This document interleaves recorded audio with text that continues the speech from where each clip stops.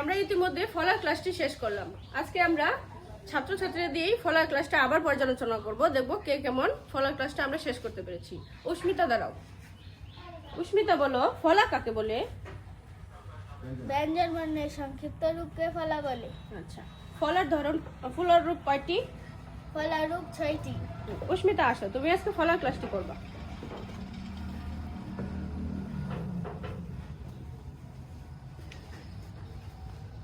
জফলা, জফলা দেখতে এরকম। জফলা দিয়ে একটি শব্দ বলি, বাক্য। রফলা, রফলা দেখতে এরকম। রফলা দিয়ে একটি শব্দ বলি, গ্রাম।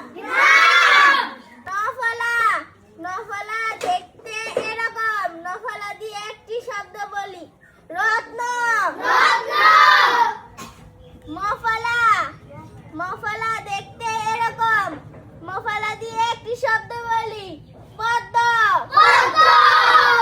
বফলা, বফলা দেখতে এরকম।